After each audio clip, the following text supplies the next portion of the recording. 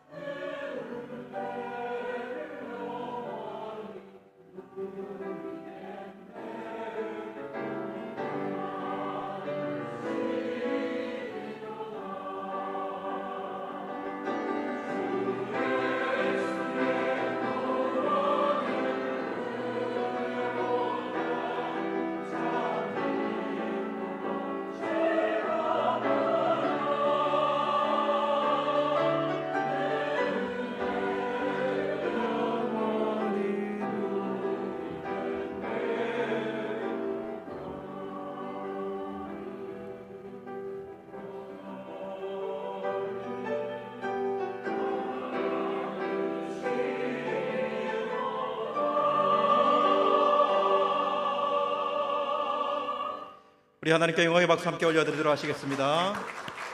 네, 감사합니다. 네, 한번 기도드리겠습니다. 하나님 아버지, 우리가 이 땅에 웃으면서 행복을 노래할 수 있는 이유는 우리가 예수님을 만났기 때문입니다.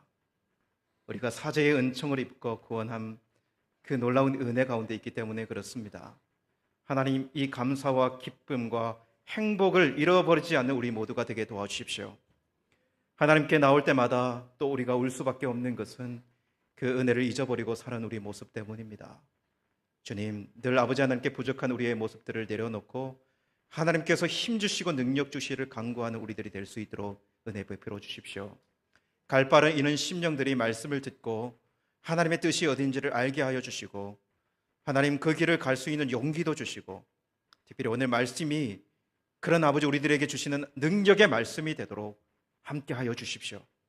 특별히 하나님, 갈급한 심령이 오늘 딱 그 말씀이 그 심령에게 힘이 되도록 역사하여 주옵소서. 예수님의 이름으로 기도드리옵나이다. 아멘. 할렐루야. 우리 한번 좀 웃어봤으면 좋겠습니다. 할렐루야. 네, 웃을 일이 많이 없을 수 있지만 그러나 하나님께서 우리의 아버지 되시지 않습니까? 아버지 집에 나왔는데 하나님께서 주시는 평강과 기쁨과 감사가 먼저 우리 가운데 있기를 간절히 원합니다. 저는 한국에 잘 다녀왔습니다. 3주 이렇게 한국을 다녀왔는데요.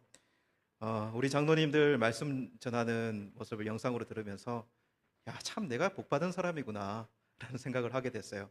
참 내가 복받은 사람이구나.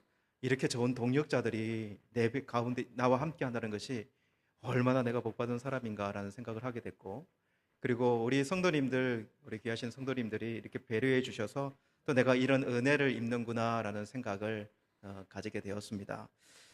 한국에 가서 한국 교회도 좀 돌아볼 수 있었고, 또 한 3년 동안에 돌아보지 못했던 가족들도 돌아볼 수 있었고, 그리고 무엇보다도 동역자들을 만나가지고 또 상황들도 살필 수 있었고, 또 우리 신 목사님도 만나서 신 목사님 또 건강하신 모습도 뵙고, 또 목사님이 우리 교인들에게 전달하는 인사 말씀도 이렇게 전달할 수 있어서 저 감사하고요. 어쨌든 여러 가지 일들도 잘 처리하고 들어와서 제 마음이 참 후련해요. 그리고 또 이렇게 여러분과 함께 또 사역할 수 있는 힘도 생겨서 참 감사한 마음이 듭니다. 우즈벡으로 돌아오는 전날 제가 대전도 내려가야 하고 또 청주도 내려가야 하는 일정이 있었는데, 제 마음속에 이 형님 만나봐야 된다라는 또 그런 때가 있잖아요. 이분 꼭 만나고 가야 된다라고 하는 그런 마음이 들어왔어요. 그분이 충주에 살았는데 이거 다 갔다가 충주까지 가야 되는데 아침 일찍 그 마음 가지고 형님 뵈러 갔어요. 형님 목사님이신데 제하고 신학교 동기인데 저보다 15살이 많습니다. 그래서 15년 동안을 넘어를 못 봐서 어떻게 지내시는가 참 궁금했는데 얼굴 뵈가지고 이런저런 이야기를 하게 됐는데, 그 형님이 가담이세요. 가담에다가 지금 간경화가 일어나서 얼굴도 좋지 않고, 또 코로나 기간 동안에 사역하던 교회하고 관계가 틀어져가지고 그렇게 교회를 또 사임하고, 사모님은 또 밖에 가서 일하고 있고 여러 가지 상황이 좋지 않더라고요. 여러 가지 상황을 이런저런 이야기하고 신학교 때 우리가 가졌던 그 마음들을 다시 이야기하고 재미있던 이야기도 해가면서 길지는 않지만 그 짧은 시간 이렇게 이야기를 하면서 이런 이야기를 하시더라고요. 예전에는 내가 이 간암이 있고 간경화가 일어나서 이제 내가 간 이식을 하지 않으면 살 수가 없는데 하나님께 간 인식할 수 있도록 해달라고 기도했다.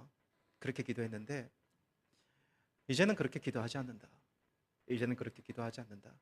내가 얼마나 살지는 모르겠지만 이제 60이 됐고 내가 얼마나 살지는 모르겠지만 내가 간 이식을 하지 않아도 내 남은 인생에 하나님 원 없이 이 복음을 위해 좀 살아봤으면 좋겠습니다. 하나님, 내가 이 남은 인생을 어떻게든 주의 일들을 하며 감당하며 나갔으면 좋겠는데 하나님 저를 도와주십시오. 이게 간절한 소원이라는 거예요. 이게 간절한 소원. 그 이야기를 들으면서 다시 한번 마음을 되새기게 됐어요. 이게 우리에게 근본적인 마음이지. 하나님께서 나를 불러주시고 나를 이 땅에 세우시고 나를 살게 하신 그 마음이 이 마음 아니냐. 그런 마음이 저에게 또 전달되어 왔습니다. 여러분 다시 한번 생각해 봅니다. 우리가 복음을 가지고 하나님 앞에 서 있다는 것이 변함없지 않습니까? 우리가 복음 가지고 이 땅에 살 이유를 다시 찾은 자들 아닙니까?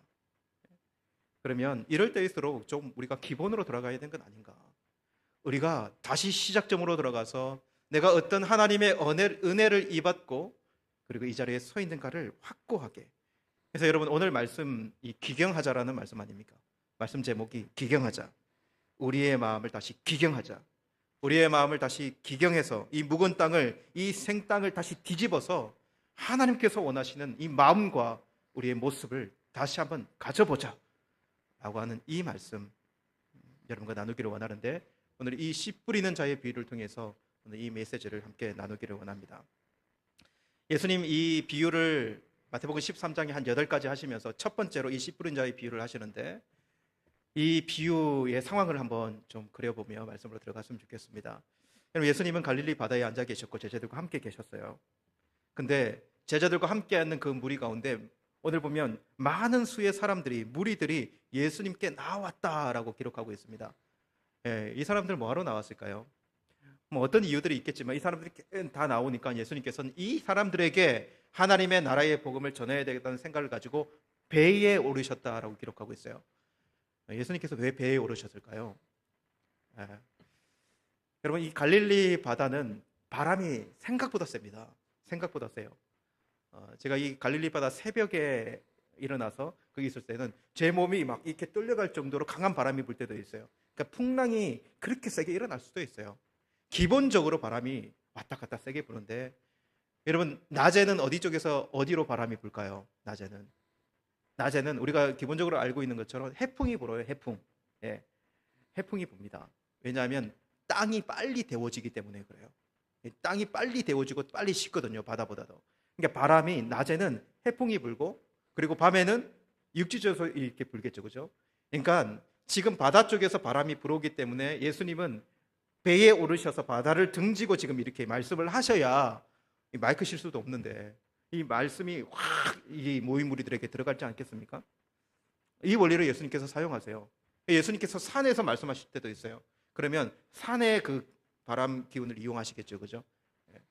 어쨌든 그런데 어떤 사람인지 모르겠지만 많은 무리들이 예수님께 나와서 말씀을 들으려 모였던 거예요. 어떤 사람들이 모였을까요? 어떤 사람들이 모였을까? 정말 다양한 의도를 가지고 모인 사람들, 그리고 다양한 소망을 가지고 모인 사람들. 예수님의 제자들도 있을 뿐만 아니라 바리새인과 서기관들도 있었고, 율법 학자들도 있었고, 아니면 세리라든지 죄인들도 있었을 것이고, 뭐 높은 신분을 가지는 사람들도 있었을 것이고요. 그리고 뭐 상전, 종 할 것 없이 정말 다양한 사람들이 예수님 앞에 모였을 것입니다. 그들 모두에게 공히 예수님께서 전해야 될 하나님의 나라의 메시지, 그 메시지를 전하는데 오늘 이 비유의 말씀을 가지고 메시지를 전합니다. 여러분, 예수님께서 왜 비유로 말씀하실까요? 왜 비유는 왜 합니까? 비유는 전달할 메시지를 훨씬 쉽게 전달하기 위해서 비유를 사용하세요, 그죠? 그렇기 때문에 이 비유, 사람들이 다 이해할 만한 거리를 가지고 비유함을 통해서 하나님의 나라의 메시지를 확실하게 전달하고 싶은 것이죠. 하나님이 너희를 먹이시고 너희를 입히신다, 염려하지 말아라 라고 하는 메시지를 딱 전할 때 공중에 나는 새를 보라, 들의 백합화를 보라, 이게 비유거든요. 이 비유를 들면 예수님이 전달할 메시지가 더 구체적이고 확실하게 되니까 이렇게 메시지를 전달해요. 오늘 이 씨 뿌린 자의 비유도 마찬가지다라는 생각을 해볼 수 있습니다. 이 비유를 통해서 분명히 전달하고 싶은 메시지가 있는 것이죠. 씨 뿌린 자의 비유는 어떻게 보면 뿌려진 씨앗이 있고, 그리고 뿌려진 씨앗이 밭에 떨어졌는데 이 씨앗의 운명이 어떻게 되는가의 이야기예요. 이 밭에 뿌려진 씨앗의 운명이 어떻게 되는가. 4가지 밭의 상황이 나오거든요. 이 밭의 상황, 씨앗이 어디에 떨어지는지에 따라서 그게 달라지게 되는 것이죠. 이스라엘은 기본적으로, 여러분 우리나라에는 화강암도 많고 돌이 있잖아요. 화강암도 많고 딱딱한 돌들이 있지만 이스라엘은 어떤 돌이 많냐면 석회석이 많습니다. 석회석. 여러분 석회석 여러분 아시죠, 그죠? 석회석 보면 석회석이 단단하게 굳어지면 대리석처럼 단단합니다. 엄청 단단해요, 석회석도요. 그래가지고 그 이스라엘에 가보면 이 석회석 돌이 많으니까 집을 지을 때 어떤 돌을 많이 사용할까요? 석회석을 많이 사용해요. 지금도 가면 예루살렘에 이 석회석 돌 가지고 집을 지은 집들이 정말 그거는 보존되고 있어요. 예루살렘이 황금의 도시라고 하는 별명이 붙는데 그것도 마찬가지예요. 이런 이유가 있어요. 여러분 석회석 색깔이 어떤 색깔일까요? 이거는 흰색도 아니고 이거는 노란색도 아니고 누리끼리한 색깔이거든요. 누리끼리한 색깔. 그 색깔인 돌로 집들을 쌓고 집들을 지으니까 여러분 가까이서 보면은 이 누리끼리하지만 이 멀리서 딱 보면 해가 막 쫙 비치면은 그것이 반사돼서 보일 때는 그것이 금색처럼 보이거든요. 그래서 저 모습을 보면서 이야 황금의 도시다라고 갔는데 갔더니 누리끼리한 도시야. 예. 이것이 예루살렘의 이름 별명이기도 합니다. 그만큼 석회석이 많은 도시. 근데 이 석회석이 바람이라든 여러 조건에 의해서 풍화가 되어지면 이제 이것이 점점 흙으로 변해가지 않겠습니까? 그러니까 산지에는 단단한 돌이 많은데 여기 지중해 이제 지중해로 쭉 내려와요. 예루살렘이 한 해발 한 700m 정도 되니까요. 요바가 항구가 있는 지중해로 쭉 내려오는 이 다양한 지변이 있어요. 샤론 평야라고 하는 평야가 이 지붕 해변에 있겠죠, 그죠? 여기는 흙이 많겠죠, 그죠? 이 석회석이 흙이 많겠고, 근데 이 중간 지대에 보면은 흙도 있지만 그 사이에 돌이 얼마나 많이 섞여 있는지. 예. 그러니까 이 석회석이 풍화가 되어서 점점 흙으로 바뀌어가는데, 그래서 지금 여러분들이 예루살렘을 가보면 빨간 흙들을 많이 볼 수 있어요. 이 누리끼리한 흙이 풍화가 되면 이게 테라로사라고 하는 흙으로 바뀌는데 붉으스름한 빨간 흙으로 바뀌어요. 근데 이 빨간 흙은 포도를 심기에 아주 좋은 그런 흙의 상태가 되는 거예요. 그러니까 지금 이 말씀을 듣는 사람은 이미 이 지식이 있어요. 아, 밭에는 여러 가지 상황들이 있구나. 흙도 있지만 그 사이에 뭐도 섞여 있다? 이 덜 풍화된 돌멩이들도 얼마나 거기에 많이 섞여 있는지 모르겠어요. 주인이 여러 가지를 골라낼지라도 그 안에 숨겨져 있는 돌들이 참 많이 있는 밭의 상황을 알고 있다. 라고 하는 이 상황 가운데 이 비유를 들고 있는 거예요. 여러분 농부가 씨앗을 가지고 이게 뭐 보리든지 이게 밀이든지 이 씨앗을 가지고 그 밭에 씨앗을 확 뿌렸다고 생각을 해보세요. 그러면 어떤 상황이 펼쳐지는가? 네 가지 상황이 정확하게 펼쳐질 수 있어요. 오늘 예수님은 그것을 비유하고 계세요. 먼저는 씨가 바람에 약간 날려가지고 이 밭 안이 아니라 밭 옆에 있는 길에 떨어졌다는 거예요. 여러분 우리도 시골에 가보면은 밭 길에 가보면은 사람들이 많이 다닌 길은요 땡땡 해가지고 땡땡하잖아요, 그죠? 하도 많이 다녀가지고 그 위에 씨가 떨어졌다. 이것이 길가에 떨어진 씨 이렇게 생각할 수 있고, 그리고 흙인 얕은 돌 위에 떨어졌다는 것은 뭐냐면 씨가 딱 떨어졌는데 흙인 줄 알았어. 근데 그 밑에 뭐가 있어요?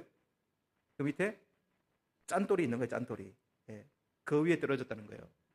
세 번째로는 가시떨기 위에 떨어졌다는 것은 뭐냐면 가시가 많이 있는 데 떨어졌다는 것이 아니라 가시를 주인이 다 뽑아냈는데 뿌리가 남아 있었던 거예요.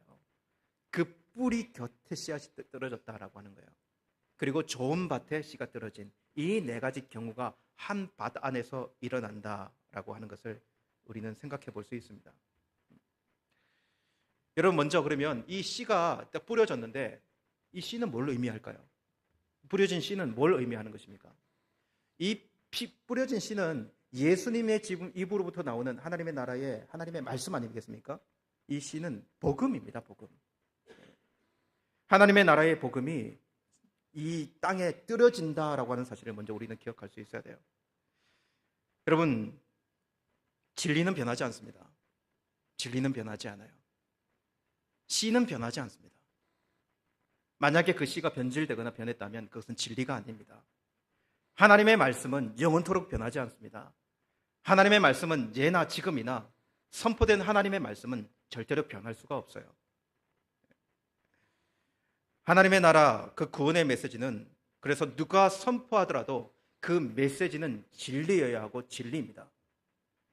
여러분들이 하나님의 말씀을 듣기 위해서 여기서 설교를 듣고 있는데 여러분 이 앞에 있는 설교자의 입을 통해서 설교를 듣고 있잖아요. 그러면 여러분들이 하나 분리해낼 수 있는 것이 있어야 돼요. 이게 참 쉬웠지 않을 수도 있는데 뭘 분리해내냐면 저 설교자가 하는 입에서 나오는 그 말하고 그 말이 드러내는 진리를 분리해낼 수 있어야 돼요. 여러분 결국 여기 앞에 있는 목사, 이 설교자는 어떤 의미를 가지는 사람입니까? 그냥 도구입니다. 그냥 진리를 드러내는 도구일 뿐이에요. 이 앞에 있는 사람이 웃기는 사람이든지 뭐 진지한 사람이든지 아니면 좀 어리숙한 사람이든지, 여러분 이 사람이 어떤 모습으로 서 있든지 간에 목적은 하나님의 진리의 말씀을 드러내는 거예요.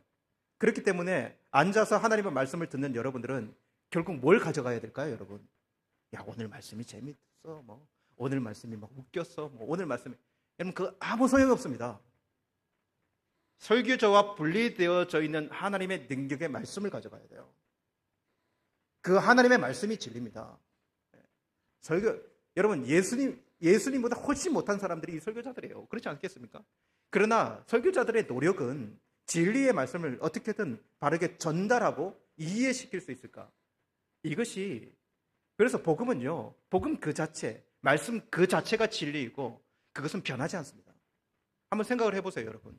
예수님이 선포하셨던 그 말씀이 말씀에 기록되고 이 말씀이 예루살렘과 온 유대와 사마리아 땅 끝까지 이 말씀이 전파되어 오는 역사를 가지면서 변질됐습니까? 말씀은 변질된 적이 없어요. 변질된 것은 다 가짜입니다. 변질된 것은 다 가짜고요. 예루살렘, 사마리아, 로마, 그리고 수많은 유럽과 아시아 쪽으로 이 말씀이 선포되어 돌아오면서 이 말씀이 능력이기에 그 말씀이 사람들을 변화시켰고 그 말씀이 여전히 동일하게 선포되어 왔고 선포되고 있습니다. 말씀은 변하지 않습니다. 신은 변하지 않아요. 이것을 저와 여러분이 명확하게 기억했으면 좋겠어요. 지금도 복음은 능력이고 지금도 그 능력인 복음이 선포되고 있고 그 복음만이 사람을 변화시킬 수 있다라고 하는 사실을 여러분 믿으십니까? 로마서 1장 16절 말씀에 내가 복음을 부끄러워하지 아니하니 이 복음은 모든 믿는 자들에게 구원을 주시는 하나님의 능력이 됨이라. 먼저는 유대인에게요 또한 헬라인에게로다. 복음은 여전히 하나님의 능력이고 구원을 주시는 하나님의 능력이다. 이것은 변하지 않는다 라고 하는 굳건한 신뢰의 마음을 먼저 저와 여러분이 가져야 합니다. 최근에 유튜브 동영상을 보면서 요즘에 웨이메이커라고 하는 찬양이 있어요.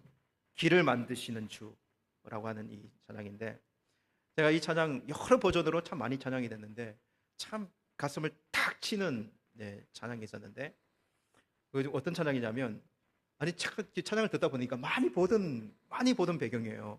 보통 요즘에는 찬양단들이 밖에 나가지고 해외에서 밖에 나가서 찬양을 많이 이제 영상을 만들지 않습니까? 많이 보는 배경이에요. 아니 감람산에 내가 항상 다니던 곳, 그 감람산에서 저기 예루살렘 그 황금돔을 딱 배경을 해가지고 막 이게 웨이메이커 찬양을 하고 있는 거예요. 근데 제 탕 친 게 뭐였냐면, 그 찬양하는 사람이 한 사람은 유대인이고 한 사람은 아랍인인 거예요.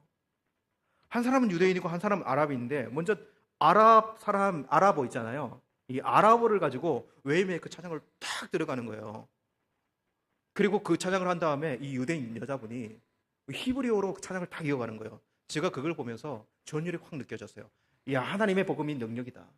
하나님의 복음이 예루살렘에 시작해서 돌고 돌아서 결국 이 예루살렘에 저 이슬람, 이 아랍권에 있는 저 사람을 변화시키고 저 사람의 동일한 변화하지 않았어요. 저와 여러분이 가지고 있는 복음 그대로를 노래하는 것 아닙니까? 위대하신 우리 주님을, 그분이 우리의 길과 진리와 생명 되심을 그대로 노래하는 저 아랍 사람의 입의 고백, 그리고 이 유대인들의 복음 가지기가 얼마나 힘든데 그 유대인이 능력이 있는 이 복음 예수 그리스도를 예시화를 메시아로 이야기 고백하며 그렇게 찬양하고 있는 그 현장이 완전히 탁 들어오더라고요. 여러분, 복음이 능력이에요. 복음은 변하지 않아요. 예나 지금이나 어디 곳에 뿌려지든지 복음은 변하지 않았고 지금도 그 복음은 역사하실 것입니다. 여러분, 이 복음의 능력을 붙드는 저와 여러분이 되었으면 좋겠어요. 여러분 안에 이 복음이 살아있습니까? 여러분 안에 이 복음이 살아있습니까? 그러면 그 복음이 능력이에요. 그 복음이 능력인 것입니다. 우리가 뭐 힘이 많아가지고 그게 능력이 아니라 내 안에 있는 나를 살리신 이 복음이 능력이다라고 하는 이 믿음을 굳건하게 붙드는 저와 여러분이 되었으면 좋겠습니다. 이 변함없는, 신은 변하지 않습니다. 이 예수님의 입으로 통해서 나오는 이 복음이 그 수많은 사람들에게 뿌려지는 거예요. 그러면 이 내 밭의 상황은, 이 내 밭은 어떤 의미일까요? 밭의 이 상황은, 그러면 크게는 먼저는 이 앞에 예수님 앞에 이 예수님 말씀을 들여온 이 많은 사람들의 무리가 모두 이 네 가지 조건 안에 들어가는 사람들이에요. 어떤 사람은 그 마음이 그런 밭이고 어떤 사람은 마음이 그런 모양이고 이렇게 되어져 있는 거예요. 그리고 이것을 조금 더 확대시키면 이 네 가지 밭의 모양은 이 세상에 있는 모든 인간의 마음을 그대로 표현해 주고 있는 거예요. 이 세상에 하나님의 나라를 비유하면서 예수님이 큰 비유의 말씀을 먼저 8가지 중에 먼저 딱 이야기하시는 거예요. 그리고 좁히면 지금 말씀을 듣고 있는 저와 여러분들의 마음 상태를 이야기하는 겁니다. 그래서 여러분 오늘 이 말씀을 한번 잘 생각을 해봐야 돼요. 우리 자신을 한번 돌아봐야 합니다. 우리가 무엇을 기경해내야 되는가? 내 마음 상태는 어떠한가? 먼저 길가부터 한번 볼게요. 여러분 길가 앞에서 잠깐 설명을 드렸는데 씨가 떨어진 길가 같은 마음 핵심이 뭘까요? 씨가 떨어진 이 길가 같은 마음의 핵심은 뭘까요? 핵심은요 굳어짐입니다. 굳어짐. 이게 핵심이라고 보시면 돼요. 굳어짐. 오늘 말씀 13장 19절 말씀에 보면 아무나 천국 말씀을 듣고 깨닫지 못할 때는 악한 자가 와서 그 마음에 뿌려진 것을 빼앗나니 이는 곧 길가에 뿌려진 자요. 마음이 딱딱하게 굳어졌으니 그 어떤 것이 그 마음에 떨어져도 여러분 그게 그 안으로 들어갈 수 있습니까? 그 안으로요? 들어갈 수가 없어요. 그러니 악한 자가 와서 새가 와서 단번에 그것을 물어가 버린다. 여러분 이 사람은 예수님과 관련된 진리와 관련된 그 어떤 말씀이 선포되어도 그 말씀을 마음에 받을 수 없는 사람입니다. 말씀이요 그 안에 들어갈 수가 없는 사람들이에요. 예수님 앞에 모인 사람 중에 어떤 사람이 그런 사람이 있을까요, 여러분? 여러분 그 바리새인 같은 사람들, 그 바리새인이 어떤 사람이냐면 예수님의 말씀 가운데 무엇을 토를 잡을까, 어떤 흠을 발견할까 라고 온 사람은요 그 마음에 아무것도 들어갈지 못할 사람이에요. 예수님이 어떤 그 쉬운 비유를 이야기해도 오히려 이 사람은 그 비유가 그 길을 막아버립니다. 왜 그럴까요? 여러분 예수님의 말씀을 온전히 마음으로 받기를 원하는 사람은 하나님의 말씀이 그 말씀 귀에 들리지 않을 수가 없어요. 비유를 이야기하면 더 잘 들리게 되어 있는 거예요. 더 쉽게 이야기하니까요. 그러나 기가 막힌 사람은요 이 마음밭이 길가 같은 사람은요 비유를 이야기하면 왜 저딴 식으로 이야기하지? 그게 비유가 맞아? 막 이렇게 나온다고요. 오히려 예수님의 말씀뿐만 아니라 비유도 토를 잡아요. 그렇기 때문에 그 마음에 어떤 말씀도 들어갈 수 없는 에베소 4장 17절 18절 말씀에 보면 그러므로 내가 이것을 말하며 주 안에서 증거하노니 이제부터 너희는 이방인이 그 마음에 허망한 것으로 행함같이 행하지 말라. 그들의 총명은 어두워지고 그들 가운데 있는 무지함과 그들의 마음이 굳어짐으로 말미암아 하나님의 생명에서 떠나 있도다. 이방인 그 마음에 허망한 대로 살아가는 사람이 길가 같은 사람이에요. 전혀 예수님과 상관없는 사람. 그 마음에 허망한 것이 뭡니까 여러분? 이방인들이 붙들고 살아가는 허망한 것이 뭡니까? 어떤 것이 허망한 것입니까 여러분? 여러분 허망한 것은 결국 쓸모없는 것이 허망한 거예요. 영원할 줄 알았는데 결국 쓸모없는 것이 허망한 모든 것입니다. 지금 내에게 중요한 것이지만 나중에 알게 되는 거예요. 나중에 야 그거 다 쓸모없는 일이었네. 그거 다 헛수고였네 라고 하는 것이 허망한 것이에요. 이 세상의 것, 육신의 것들이 나를 완전히 새로운 것으로 채워줄 것이라고 쫓아갔는데 나중에 좀 인생을 살아보니까 아무것도 아니야. 평생 그것에 목말라 살아왔는데 나중에 죽음 앞에 서 보니까 그것은 나의 인생에 아무것도 아니야. 그게 허망한 거예요. 여러분 혹시 여러분 우리 마음에 허망한 것이 가득하지 않습니까? 이 허망한 것이 딱 코팅하고 있는 마음은요 예수님의 씨앗이 그 어떤 복음도 들어갈 틈이 없습니다.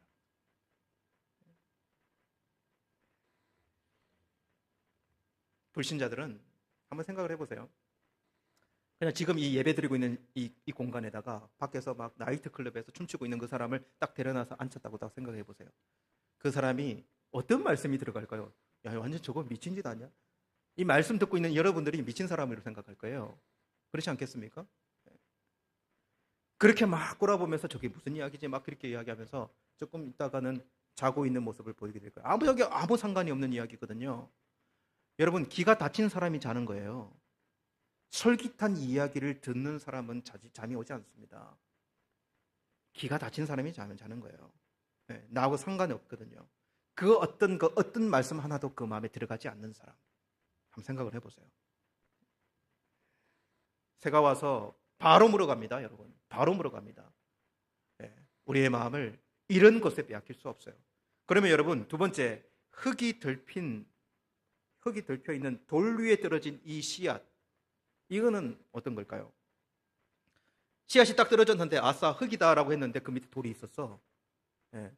씨는 변하지 않지 않습니까? 근데 이 마음이 이런 상태인 사람. 여러분, 이 밭의 이 상황의 핵심은 뭐냐면 뿌리에 있습니다.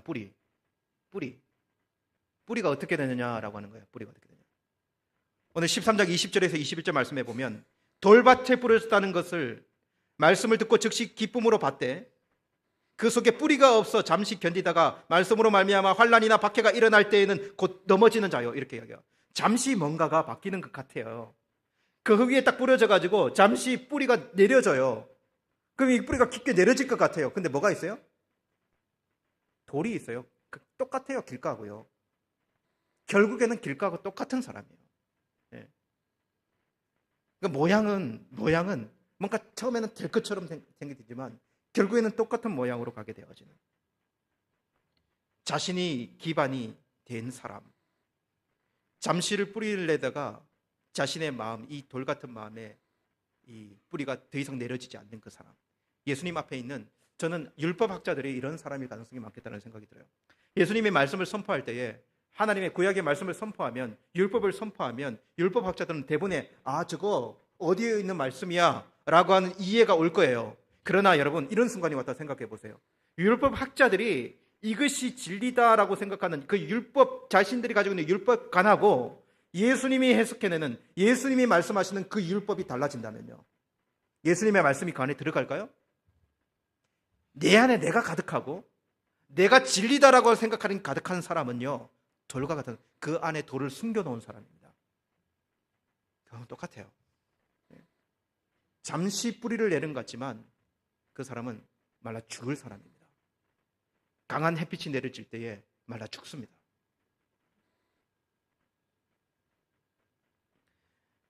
예수님이 좋은 선생님 분인 것처럼 교회에 나올 수 있습니다. 교회에 나와서 내 마음의 겉에 있는 그 도덕적인, 양심적인 것을 터치해낼 수는 있어요. 좋은 말씀이다. 그래, 내 마음을 깨끗하게 해주는구나. 그러나 그 안에 있는 심령은요, 그 안에 있는 심령은 철벽같이 장막을 칩니다. 영혼에 영향을 주지 않아요. 얼마나 자아가 강한데요. 예수님이 십자가 달릴 때에, 여러분, 그 감난산에 예수님 나귀 타고 내려오실 때 호산나라고 외치는 그 사람들 한번 보십시오. 그때 여러분, 자신들의 구미에 맞게 예수님이 오셨을 때, 그가 뭔가를 정치적으로 뒤집어서 이 세상을 변화시킬 거라 생각했을 때, 그때 그 사람들은 예수님을 왕으로 모셨습니다. 그러나 예수님께서 처절하게 십자가를 지를 것 같은 상황이 되었을 때, 자들의 생각하고 완전히 달랐을 때에는 여러분, 그들은 예수님을 십자가에 못 박으라고 외치는 사람이 됐습니다. 똑같은 사람들이에요. 똑같은 상황이에요. 세 번째, 가시떨기에 떨어진 씨앗이 있는데, 이 가시떨기에 떨어진 씨앗의 핵심은 뭐냐면 열매에 있습니다. 열매에 있다. 여러분, 아마도 씨앗이 떨어졌는데 거기에 은근히 뿌리가 있었을 것 같아요. 주인이 뽑아내도 뿌리는 남아있으니까요. 그러면 그 씨가 뭐하고 같이 자랍니까? 이 은근히가 다시 같이 자라는 거예요, 같이. 뿌리가 내려집니다. 땅에 뿌리가 내려져요. 왜냐하면 흙이니까요. 그리고 싹도 나고 줄기도 나고 잎사귀도 무성하게 자랄 수 있어요. 그런데 뭐가 없다요? 뭐가 없습니까? 열매가 없습니다. 열매가 없어요. 이것을 구분하기가 얼마나 시간이 걸리겠습니까? 뿌리 내리고 자라는데 이까지는 다 정상적인 줄 알 거 아니겠습니까? 모두 정상적인 것 같아요. 그런데 결국에는요, 내밀 수 있는 열매가 없습니다. 결국에는 열매가 맺히지 않아요. 마태복음 13장 22절에 가시떨기에 뿌려졌다는 것은 말씀을 들으나 세상의 염려와 재물의 유혹에 말씀이 막혀 결실하지 못하는 자요. 여러분, 가시떨기에 떨어진 이 마음의 핵심은 열매를 맺지 못합니다. 뿌리도 내렸고 잎사귀도 났는데 열매가 없습니다. 예수님께서 저주했던 그 무화과 나무 아시죠? 배가 고파서 아침에 잎이 무성해가지고 열매가 분명히 있을 것이라고 확신하며 갔는데 잎사귀가 무성한 거고 열매 있는 것이 틀린 거예요. 아무것도 없어요. 여러분, 이렇게 될 수 있다. 세상의 염려와 재물의 유혹이요, 여러분, 우리의 이 영혼의 혈관을 막아버리면 열매 못 맺습니다. 여러분, 염려하십니까? 어떤 유혹 가운데 있습니까? 무엇을 염려하며 그렇게 우리가 서 있는가? 열매 있습니까? 열매 있으세요? 여러분, 저는 이 세 번째 이 상태를 저와 여러분들이 유심히 보아야 될 것 같아요. 이 상태에 처하기가 너무 쉽기 때문에 그렇습니다. 너무 쉽다. 말씀도 많이 알고 은혜의 경험도 있고 기도의 깊이도 경험했고 영적인 체험도 이야기할 수 있고 내가 이렇게 뭐 해왔다. 근데 지금 열매가 있느냐는 거예요. 그 사람에게 지금 육신의 열매가 있느냐라고 하는 거예요. 여러분, 성령의 열매는 우리의 영혼과 우리의 생각과 결국에는 우리의 생각을 통해서 우리의 육신의 열매를 맺습니다. 그래서 여러분, 거기 성경을 보세요. 너희가 어떻게 살아라라고 하는 이야기 아닙니까? 은사가 있고 여러분 뭘 하고 그거 하면 뭐합니까? 이파리는 이렇게 무성한데 옆에 사람들이 오히려 막 이야기를 듣고,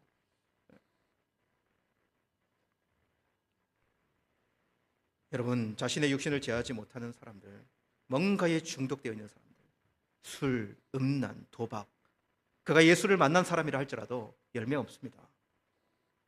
열매 없어요. 끝에 가면 구린내가 나게 되어 있어요. 여러분, 기억해야 될 것은 좋은 땅의 상태에 있던 사람도 이러한 상태로 다시 돌아온다는 것입니다. 좋은 땅이었어요. 예전에 열매 맺었던 경험도 있어요. 근데 다시 이 상태로 돌아가요. 이번에 한국에 가서 이렇게 교회를 방문하면서 여러분, 극과 극이는 참 극과 극이더라고요. 여러분, 살아있는 교회는 여전히 살아있고 생동감 있는 교회는 여전히 생동감 있고 눈에 이 복음이 살아있는 성도는 여전히 살아있어요. 여전히 기도하고 있고 여전히 뜨겁고 여전히 모여서 그 하나님을 깊이 찬양하고 있어요. 근데 여러분, 생동감이 없는 교회, 그리고 이게 벌써 이렇게 눈이 바뀌었어. 이런 성도, 예배 들어가면 한숨만 푹푹 나와. 그렇게 하고 있는 성도님들 특징이 뭔지 아세요? 그런 분들의 특징이, 이제 오랜만에 왔으니까 이 이야기를 해볼 거 아니에요. 이야기를 해보면 이런 분들의 특징은 많은 것들이 다 과거형이에요. 이야기들이. 목사님, 우리 교회도 옛날에 능력이 있었습니다. 우리 교회 옛날에 진짜 큰 은혜가 있었어요. 저에게 내가 옛날에 이런 모습이었어요. 저 옛날에 이런 기도하는 사람이었습니다. 이제 다 과거형이에요. 다 과거형. 다 과거형. 사실이에요, 그게요. 사실 그렇게 능력이 있었고, 사실 그렇게 은혜가 있었고, 사실 그렇게 하나님께 붙들림 받은 사람이었습니다. 근데 지금은 열매 없어요.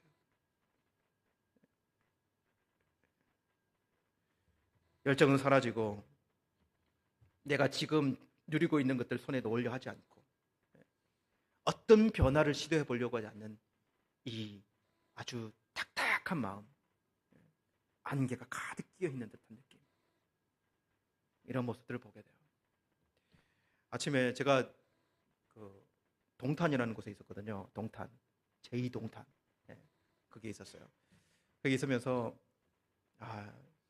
아침에 새벽에 일어나서 나는 뛰면서 기도해야 되겠다. 어떻게 할 수 없으니까 뛰면서 기도하자. 그래서 아침에 일어나서 이제 좀 뛰었어요. 뛰는데 막 이렇게 뛰면서 기도하면서 뛰고 상황을 살피면서 기도하면서 뛰고 이렇게 하는데 하나님이 그런 생각을 주시는 거예요. 이렇게 생각을 주시는 거예요. 여러분, 얼마나 좋은지 아세요? 이게 신도시가, 여러분 뭐 한국에 오신 분 다 알겠지만, 그냥 막 빌딩이 그냥 막 50층 그게 막 쫙 펼쳐져 있지. 그리고 우즈벡 같지 않고 그게 얼마나 운동하기 잘 돼 있는지 모르겠어요. 그냥 뛰는데 그냥 강변으로 뛰게 강도 그냥 깨끗한 물 뭐. 여러분 미세먼지가 어디 있습니까? 뭐 저는 어제보다 훨씬 나은 것 같더만. 예. 막 그냥 막 뛰는데 막 이야 진짜 이렇게 좋은 야 세계에도 이런 곳이 없겠다라고 생각할 정도로 그렇게 깨끗한 강서 옆을 갖다가 이렇게 뛰면서 이렇게 가는데 주변을 살펴보면요 아파트 있지 막 저기 교회 상가에 들어있지 막 근데 그렇게 야 한국 좋다 야 한국이 이렇게 발전됐다 이렇게 복지가 좋아지고 막 이렇게 이야기하면서 한편 마음에 그런 마음이 들어왔어요. 여기 있는 교인들이 이렇게 좋은 곳에 살면 이런 구조에 살면 교회 가서 은혜 받고 그리고 교회 가서 예배 드리고 예배에 나오면서 이런 환경에 딱 처한다면 그들이 신앙의 이중성에 빠지는 것이 얼마나 쉬울까? 얼마나 쉬울까? 여러분 교회는 잘 변하지 않아요. 교회는 항상 그런 곳이에요. 항상 진리에 관심이 있고 항상 우리의 연약함을 돌보고 항상 우리를 새롭게 하는 말씀이 있는 것 아닙니까? 교회가 변합니까 여러분? 예. 물론 요즘 교회 뭐 화려한 찬양을 하고 뭐 이런 변하려고 하는 시도지. 근데 그게 핵심이 아니지 않습니까? 핵심은 예나 지금이나 복음이 선포되는 것이에요. 근데 세상은 너무 많이 변해 있는 거예요.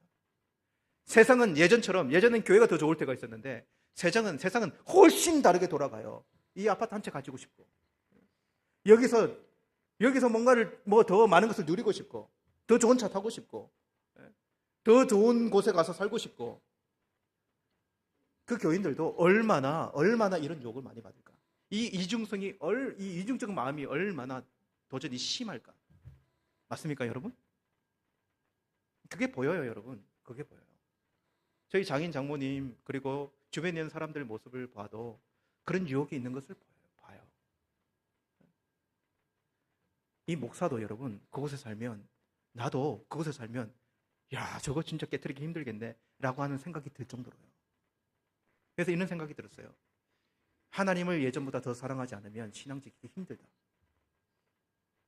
더 강하지 않으면 더 분명하지 않으면 신앙 지키기 힘들다. 대부분 이 상태다. 대부분 이 상태에 빠지기 쉽다. 여러분 부자 청년이 예수님 찾아옵니다. 이 부자 청년 대단한 사람이에요. 그래도 영생에 관심이 있기 때문에 예수님 찾아왔습니다.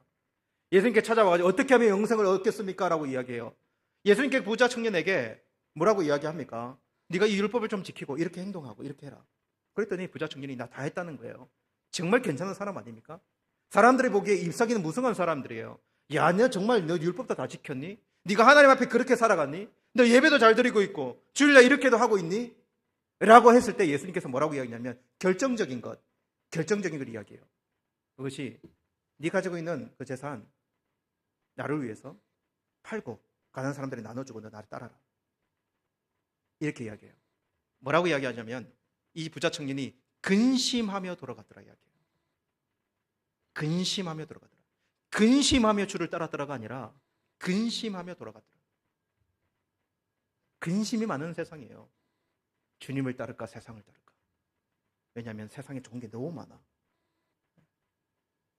근심할 수 있습니다.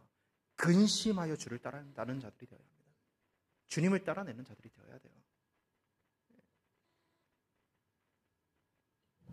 여러분 좋은 밭은 씨가 뿌려지고 잘 자라나서 결국 열매를 보이는 이 밭이 여러분 좋은 밭 아닙니까? 그죠? 예수님의 말씀을 잘 듣고 그 말씀 그것을 깨달았다면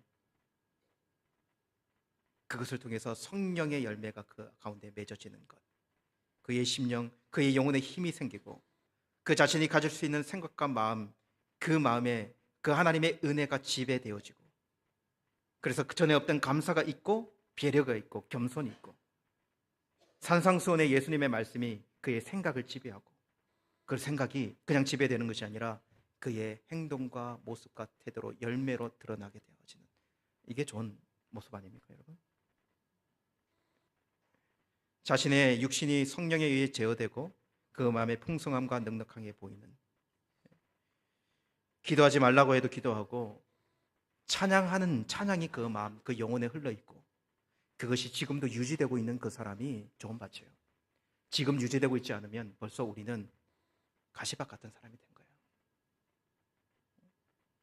가정이 그 영향을 받아 변화가 있고 자녀들이 그 좋은 것 같은 부모의 모습을 알게 되고 주변의 사람들도 그 좋은 것 같은 모습을 보게 되고 하나님과의 영이 교통되고 그의 생각이 정결해지고 그의 몸은 선한 것을 선택하고 이것이 우리가 생각할 수 있는 좋은 밭의 모습 아닙니까? 너무 이상적입니까, 여러분? 여러분 오늘 이 네 가지 밭을 좀 종합해 보면서 이렇게 좀 신앙의 질서, 좋은 밭의 이 상태를 설명하고 오늘 말씀을 좀 마무리를 해보려고 합니다. 여러분 한번 잘 들어보세요. 여러분 사람은 기본적으로 무엇으로 구성되어 있습니까, 여러분? 사람은 여러분 이해하기 쉽게 우리는 이 꼬집으면 아픈 이 육신을 가지고 있어요, 그렇죠? 네, 가지고 있고 그리고 판단할 수 있는 생각 그리고 마음, 양심을 가지고 있어요. 이 작용이 있다고요. 생각, 즉 양심에 어긋나네. 양심 그리고 양심의 가책을 느끼고 이 생각이 있어요. 그리고 인간에게는 영이 있습니다. 여러분 영이 있다는 것을 믿으십니까? 우리가 영적인 존재라는 걸 믿으세요? 확신하세요, 여러분. 인간은 영적인 존재입니다. 한국에서 우즈벡에 와가지고 고양이 찾으러 갔어요. 전도사님 집에 맡겨놨거든요. 고양이 집에 찾으러 갔더니 이 고양이들이 삐져 있어요. 삼촌아, 고양이 두 마리, 여러분 고양이 삐집니까 안 삐집니까? 개도 삐져요. 벌써 삐져 있는 게 느껴져. 벌써 확확거리고 막 그러고 있어요. 여러분 고양이도요 육신이 있고 고양이도 감정이 있어요. 생각이 있다고요, 고양이도요. 여러분 그럼 동물에게 영이 있습니까? 동물에게 영이 있냐고요? 동물은 영적인 존재로 창조되지 않았어요. 동물에게는 영이 없어요. 인간은 영이 이렇게 창조된 거예요. 여러분 하나님이 인간을 창조할 때 육신, 하나님의 형상으로 창조할 때 육신과 그리고 이 혼이라고 이야기하는 정신과 이 마음 그리고 우리 영, 생기를 불어서 영적인 존재가 되게 하셨는데 하나님이 창조하실 때 이 모든 것이 선했습니까? 악했습니까? 여러분 그 모든 것이 동등하게 선해요. 여러분 우리가 가진 육신도 귀한 거예요. 우리가 가진 이 생각도 귀한 것이라고요. 우리가 가지고 있는 영도요 동일하게 귀한 거예요. 이 세 가지 모두 동일하게 귀한 거예요. 그런데 육신인 우리들은 이 세 가지를 분리해낼 수가 없어요. 모두 상호 영향을 줍니다. 모두 상호 영향을 주게 되어 있어요. 여러분 어떤 사람들은 이렇게 이야기해요. 막 육신적이다 이렇게 얘기하면 여러분 육신이 정욕에 죄의 지배를 받아 정욕대로 살아가기 때문에 육신적이라고 하는 말이 나쁜 말이에요. 육신이 성령에 의해 제되면 거룩한 몸이에요. 그렇지 않습니까? 가만히 생각을 해보면요 모든 열매는 다 육신에 맺어져요. 우리의 영이 하나님을 기뻐하고 우리의 생각과 우리의 마음이 하나님의 이 산상수훈의 말씀의 그 뜻에 의해 지배되고 그리고 결국엔 열매는 육신의 통해 나타나요. 여러분 가난한 사람에게 뭔가를 나눠주는 것이 예수님의 마음으로 드러난다면 그게 내 손을 통해 전달되어지는 것 아닙니까? 이 세 가지 구조가요 완전 비틀어질 수도 있습니다. 완전히 틀어질 수도 있어요. 이번에 애들하고 큰 도서관에 가서 이제 시간을 좀 보내는데 도서관에 가가지고 여러 가지 책들 요즘 어떤 책이 나오나 이렇게 봤더니요 내가 참 요즘 좋은 책이 너무 많은 거예요. 특히 여러분 자기 개발서 말을 어떻게 하고 그리고 상대방의 대화법은 어떻게 가져가야 되는지 이런 책이 너무 많이 나오는 거예요. 와 정말 대단하다. 제가 그 책들을 이렇게 보면서 어떤 생각을 하게 됐냐면 영이 구속함을 받지 않아도 구속받지 않아도 일반 사람들이 자신의 생각과 자신의 행동을 이러한 일반적 지식 가지고만 제어해내도 이런 책의 지식 가지고만 제어해내도 평소에 그리스도인이라고 이야기하는 사람들보다 훨씬 훌륭하게 삶의 모습을 보일 수 있겠다는 생각이 있어요. 구원받았는 안 받았느냐에 따라 틀리게 이거 고쳐가지고 내가 잘 살아야지 내가 이거 고쳐가지고 행복한 사람이 되어야지라는 목표를 가지고 살겠지만 그러나 일반적으로 여러분 얼마나 사람들이 지식 가지고 괜찮은 사람이 되려고 노력하는지 몰라요. 반대로 이야기해 볼까요, 여러분? 예수 그리스도를 통하여 구속함을 받고 우리의 영이 변화되고 우리의 심령이 거듭난 사람이라 할지라도 여러분 자신이 신령한 은사를 받았다고 이야기하고 방언을 말하고 그리고 거듭난 심령이 명확하고 그렇게 한 사람이라 할지라도 여러분, 온전한 성화의 길을 걸어가지 못한다면, 나의 이 영혼이 자신의 생각과 자신의 육신에 영향을 주지 못한다면 개차반같이 살아갑니다. 입이 더러워요.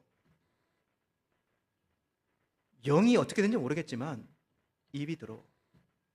미워해. 생각이요, 온갖 음란한 것과 생각이 온갖 세상적인 것에 물들어져 있어요. 그 사람이 옛날에 하나님을 만나서 이것이 정리되지 않는 사람이라고 이야기할 수는 없어요. 그러나 지금 무슨 열매를 맺겠습니까, 여러분? 세상에 있는 사람들이 그 열매, 세상의 정욕대로, 그 죄의 지배 아래서 세상의 정욕대로 그 열매 맺고 살아가겠지만, 여러분, 이런 사람들도 교회 안에 많이 있을 수 있다. 마음이 코팅되어져 있는 사람, 어떤 말씀도 들어가지 않는 사람, 그리고 결국에는 열매 맺지 못할 만큼 이렇게 잔뿌리, 거기에 모든 것을 염려와 재물의 욕심들에 팔아먹고 있는 그 사람. 여러분, 영혼이 변화된 사람은 우리의 생각이 하나님의 뜻으로 바뀐 사람이어야 합니다.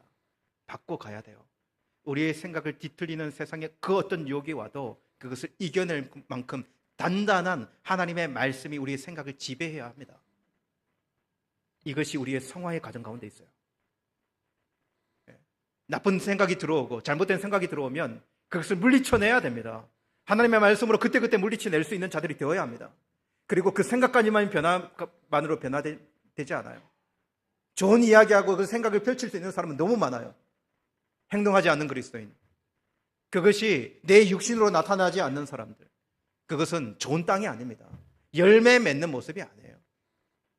여기 우리가 얼마나 말 잘하는지 아세요, 여러분? 신앙생활을 해온 만큼의 우리의 말은 화려해요. 신앙인이 이래야 되지, 뭐 저래야 되지. 근데 지금 그 사람이 그 삶을 살고 있느냐라고 하는 거예요. 사람들이 나에게 그 열매를 발견할 수 있는가라고 하는 거예요. 예수님의 사랑의 모습이 나의 삶에 열매로 드러나고 있는가.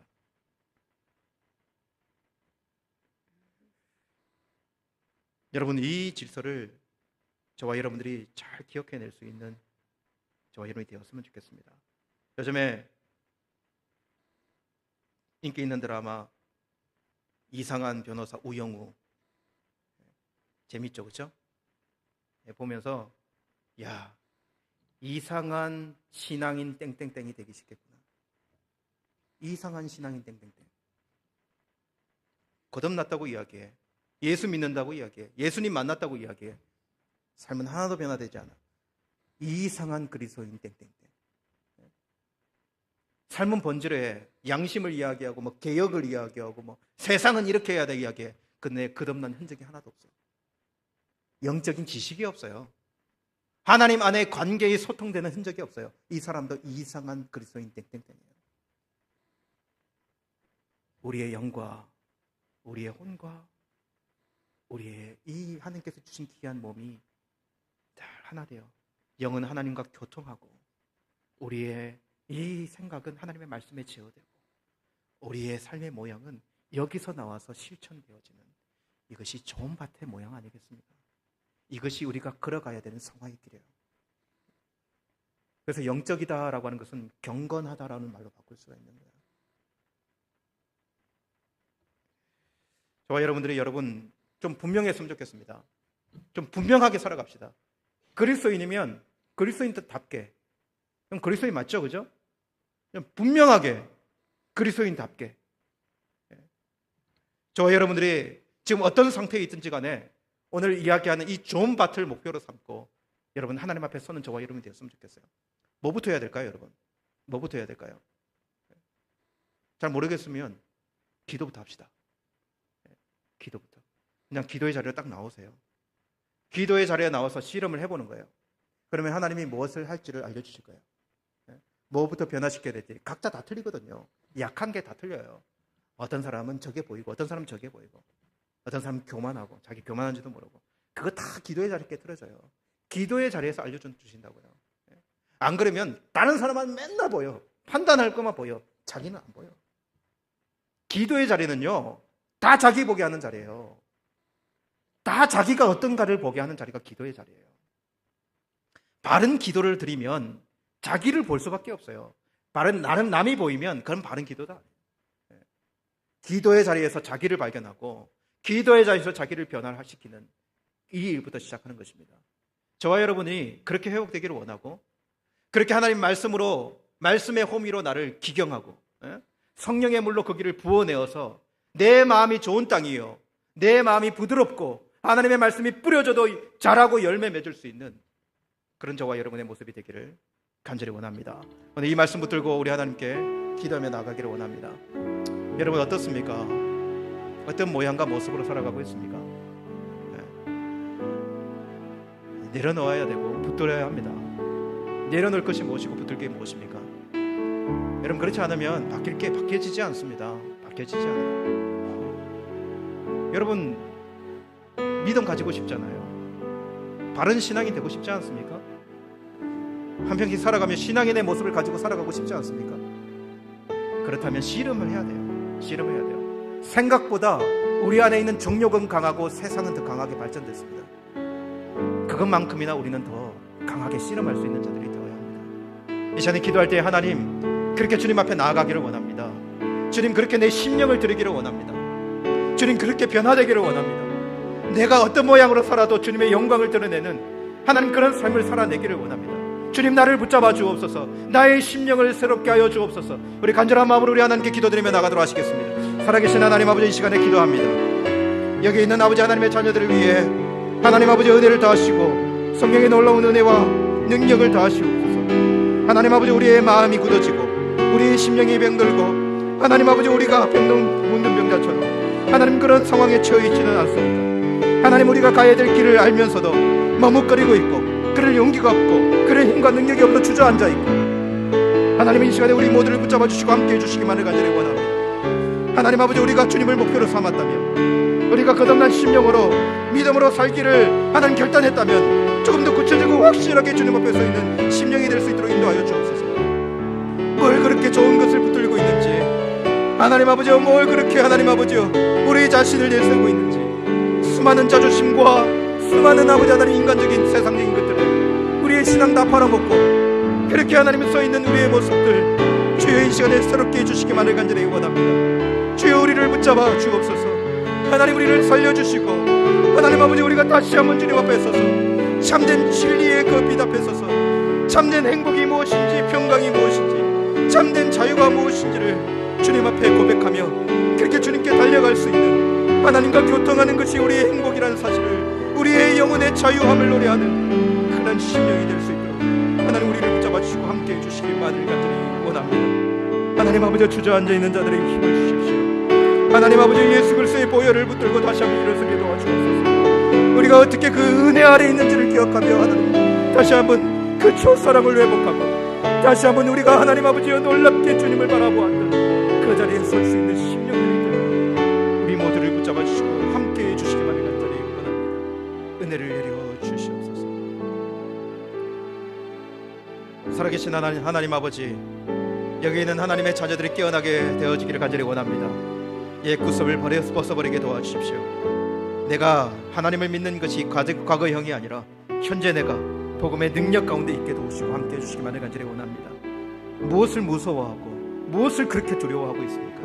내가 구원을 받았는데 내가 진리를 가지고 있다고 이야기하는데 세상의 것을 놓칠까봐 내가 세상의 것을 잃을까봐 그렇게 두려워하고 있는 하나님이 이 연약한 심령들을 붙잡아 주시고 함께 해주시기만을 간절히 원합니다. 하나님 안에 모든 보화가 있고 하나님 안에 모든 행복이 있고 우리 하나님 안에 하나님의 인간의 삶을 살아가는 모든 이유가 있다는 사실을 모두가 다시 한번 고백하며 회복된 심령으로 주님 앞에 설 수 있도록 우리 모두를 붙잡아 주옵소서. 흐릿하고 엉망이 되어져 버린 우리의 상황이 그렇게 되어져 있다면 다시 한번 하나님 안에서 하나님 앞에서 우리의 신앙의 질서를 세워나갈 수 있는 우리 모두가 되도록 함께하여 주옵소서. 거룩하신 예수님의 이름으로 기도드리옵나이다. 아멘.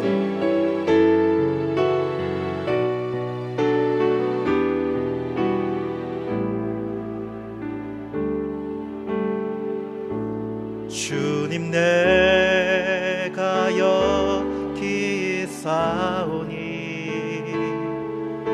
나를 보내소서.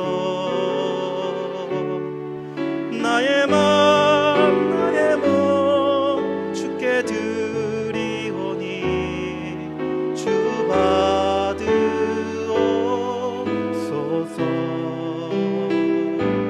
주님 내가 여기 있사오니 나를 써주소서.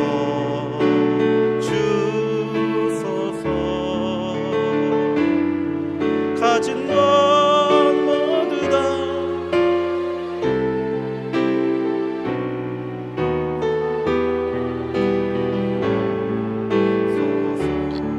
할렐루야.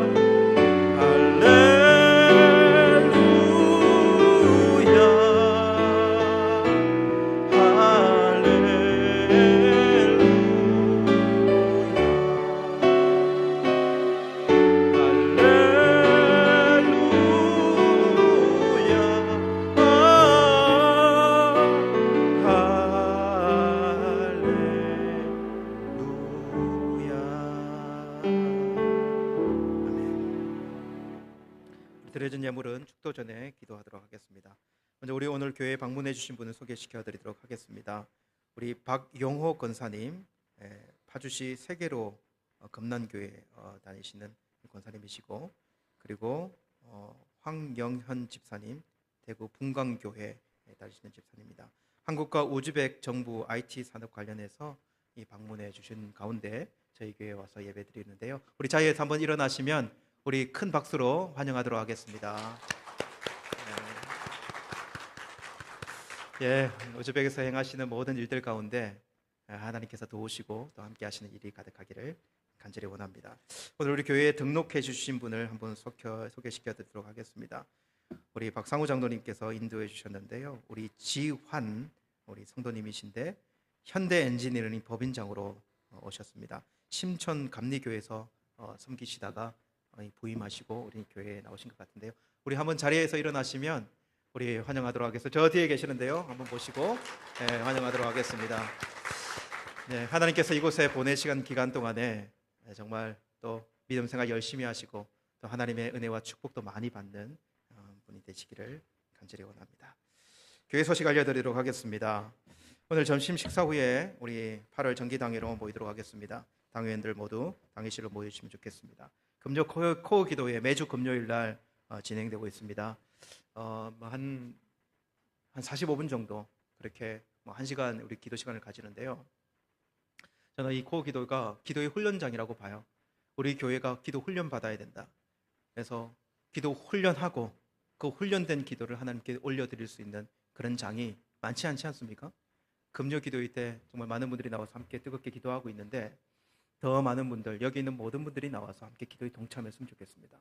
그래서 기도의 역사, 하나님께 은사도 받고 능력도 무엇인 줄 알고 우리가 깨트리지 못하는 벽들도 깨트리고 공동체가 서로 기도하는 이 공동체의 아름다움도 확인할 수 있는 그런 코어 기도, 우리 교회의 핵심이 그것이 됐으면 좋겠어요.